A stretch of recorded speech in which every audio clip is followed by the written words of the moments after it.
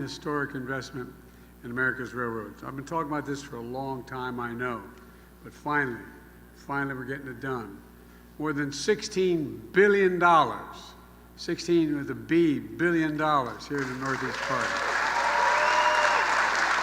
25 different projects, all to build the Northeast Corridor from Boston to Washington. It's part of my agenda to invest in America, and I've been fighting for this for a long time. To invest in Americans, not just America. There's no better place to make this announcement than in my home state of Delaware. Here in Bear, the maintenance facility. And a few miles away, the Wilmington shops. Over 800 people keep trains in the entire Northeast Corridor working in good order. And it's not been easy because some are pretty old trains. Machinists, electricians, pipe fitters, facility workers, coach cleaners, boilermakers, laborers, foremen. But they have one thing in common. They're all good-paying union jobs. Union jobs. Union jobs. I've been saying a long time, the middle class built America, but unions built the middle class. Unions built the middle class.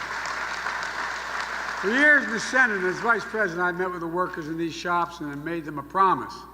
I said I'd do all I could and all my power to fight to keep their jobs and to make our rail system better and to work on the Northeast Corridor. I told them I'd fight for them and with them, and they stuck with me. And that's just what I've done.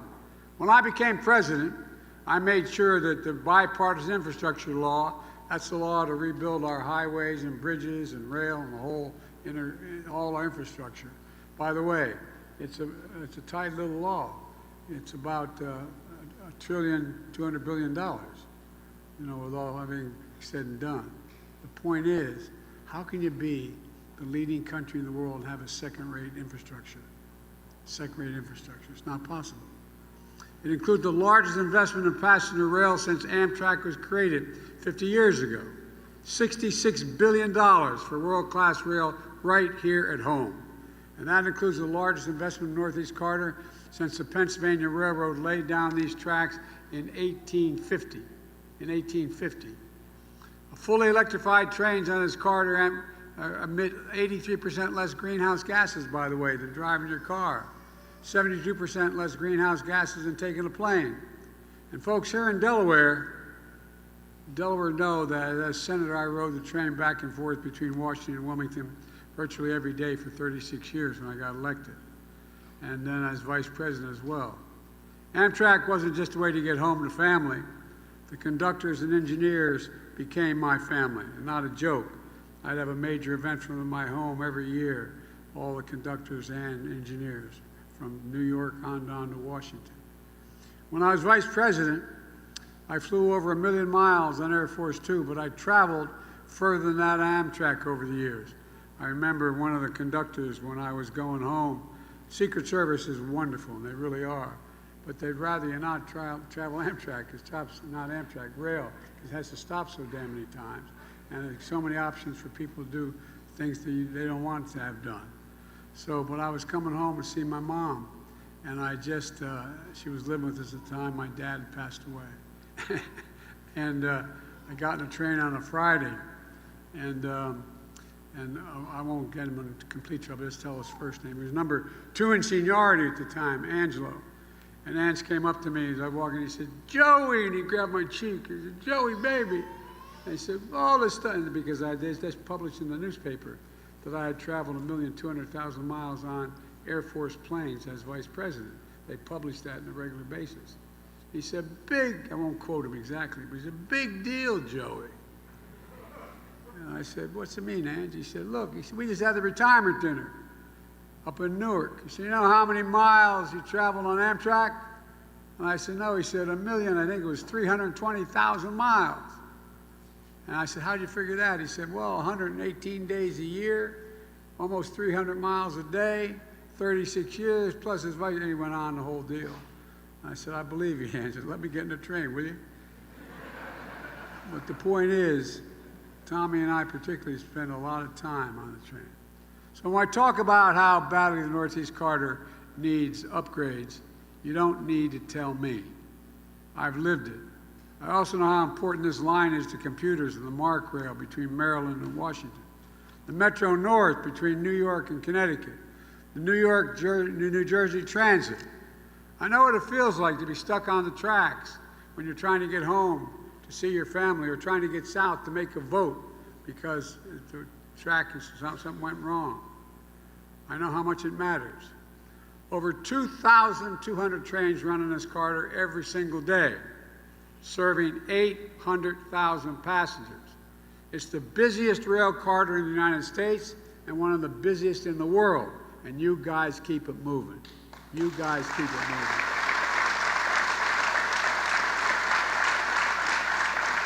Well, the problem anywhere along the lines means delays up and down the East Coast.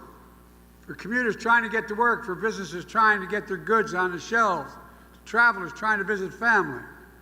This region represents 20% of the gross domestic product of the entire United States of America. If this line were to shut down just one day, it would cost our economy, the American economy, $100 million a day. But this line has tunnels and bridges that are over 100 years old. I know because I've walked through 2 of them. Train stations that haven't seen a major upgrade for generations. Tracks in constant need of repair. Look, folks, it has real consequences. This outdated infrastructure leads to over 4,000 hours of delays each year on Amtrak. 4,000 hours a year. For example, the Hudson River Rail Tunnel, critical link in New York Penn State to New York Penn Station, the busiest train station in America, I might add. It opened for business 113 years ago, that tunnel. It's so badly damaged. Remember Superstorm Sandy? Well, it got badly damaged at that time, over 10 years ago. It still remains the remnants of seawater in the tunnel, eating away at the concrete, steel, and electrical components. In 2020, passengers saw over 12,000 minutes of delays getting through that tunnel. But last week, thanks to the leadership of Chuck Schumer, we broke ground to rebuild the Hudson River Tunnel. The new tunnel will add capacity to increase the speed, reduce delays, and the biggest rail line in the country. With today's announcement, we're committing $11 billion to this one project, that one project. It's critical to transforming the Northeast Corridor. People have been working on it for over a decade. Now we're finally getting it done. And that's not all. As everyone who's traveled through the Baltimore Tunnel knows, it's a major checkpoint, but it's also a major choke point for 9 million Amtrak and MARC rail passengers who pass through it each year. 1.4 miles, that's how long the stretch is, with a very tight curve, so trains have to slow down at 30 miles an hour to get through safely. On 99% of the weekdays, there's a delay somewhere near there. It's a consequence. I've traveled through that tunnel literally thousands of times. And trust me, I know. That tunnel is 150 years old. It was built 150 years ago. Ulysses S. Grant was president when it was built. The structure is deteriorating. And a lot of you know, a lot of the workers know, the roof of that tunnel is leaking. The floor is literally sinking. This is the United States of America, for God's sake. The United States of America. We know we're better than that. And now we're proving it. That's why we're fully replacing the entire Baltimore Tunnel. We're not just changing it, we're replacing the whole tunnel.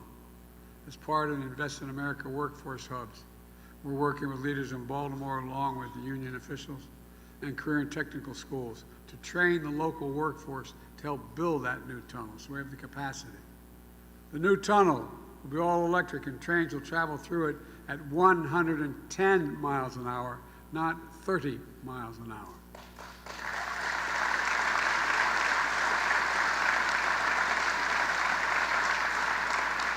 MARC trains will go from Baltimore to Washington in under 30 minutes, and on average weekdays, that's nearly 7 hours. That eliminates 7 hours of delay on average.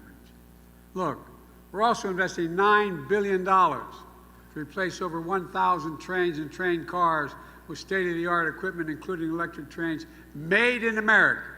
Made in America. And the folks standing with me here today will help maintain and repair those trains that'll move along this corridor. Look, just 2 weeks ago, Mitch Landrieu, the former mayor of New Orleans and my infrastructure coordinator and a senior advisor, was here in Delaware at the cut ribbons on renovations of the Wilmington train station to make it more accessible. Wilmington train station is a busy station for a small city, a relatively small city. But you know what? If you have any infirmment, if you have heavy baggage, you got to go down an entire flight of stairs. You walk down 2 flights of stairs, or you go down and the escalator is not that good for real.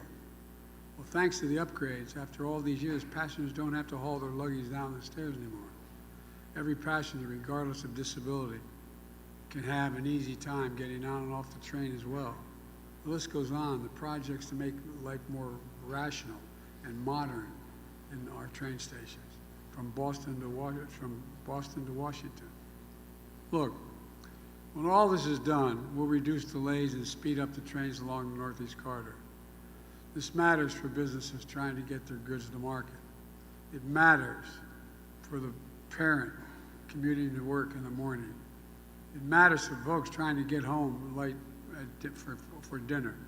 It matters. If thousands of people ride the trains in the Northeast Corridor, it's like taking 500,000 automobiles off the road every day. That's what it's like. And this has phenomenal environmental positive impact. As we continue to invest in rail across the country, we're going to take even more vehicles off the road, saving millions of barrels of oil a day. Folks, meanwhile, our MAGA Republican friends in Congress are proposing to slash Amtrak's budget. We're trying to make train travel easier, faster, safer, more reliable. We're trying to make it slower, harder, and less safe. You can't make this stuff up, but that's okay. We're not going to let them stop the progress we're making, and I promise you that. And by the way, we're making all this progress with American workers, with products made in America, and with union labor. In fact, Amtrak and the building trades have agreed to project labor agreements will be in place all across the rail construction projects up and down the Northeast Corridor. That's another way of saying it's going to create good union jobs.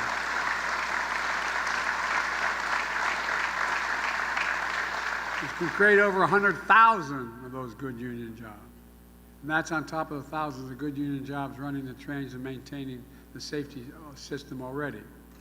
These are jobs for folks I thought about as I take that train home. You know the park, guys, you get outside of Baltimore, just before you get into Baltimore, you can look out the window and you're going through basically the neighborhood. And I always used to sit there, I mean it coming home, and look out and see people sitting at the kitchen tables. Literally, you could see them right along the track. And wondering, what are they thinking about? What's on their minds? The kids put to bed, questions asked, ordinary and profound. Will there be enough money left over at the end of the month after we pay all our bills? Just have a little bit of breathing room. We'll be able to look my child in the eye and say, it's going to be okay, we're going to do fine. Folks, too many people have been left behind in the past or treated like they're invisible. We're building an economy from the middle out and the bottom up where no one's left behind. You know, my dad used to say, Joey, and I mean it sincerely, Joey, a job's about a lot more than a paycheck. It's about your dignity. It's about your dignity. It's about respect. It's about you being able to look your kid in the eye and say, honey, it's going to be okay, and mean it. That's what he'd say, and he meant it. That's what decent living's about. So let me close with this. Nearly a century ago, Franklin Roosevelt came up with the Rural Electrification Act that brought electricity to millions of Americans. Nearly 70 years ago, President Eisenhower launched the interstate highway system. The investment we're making today will be for our kids and grandkids what those historic programs were for previous generations, only bigger. And as a result, I truly believe this country is about to take off. because for the first time in a long time, we're bringing pride back to cities and towns all across America that have been left behind.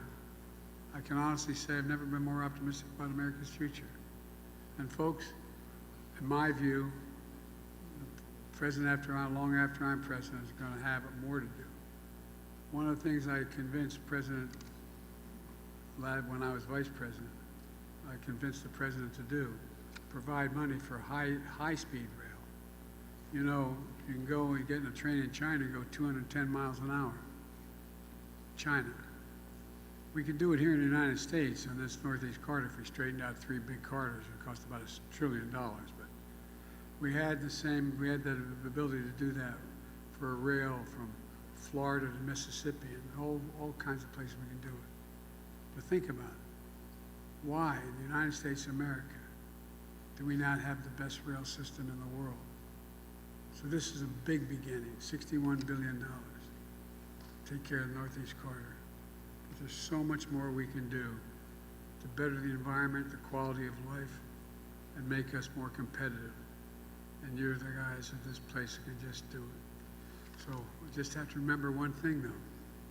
We sometimes forget. This is the United States of America. There's not a damn thing we can't do if we set our mind to it, not one. Thank you all. And may God bless you all, and may God protect our troops. Thank you, thank you, thank you.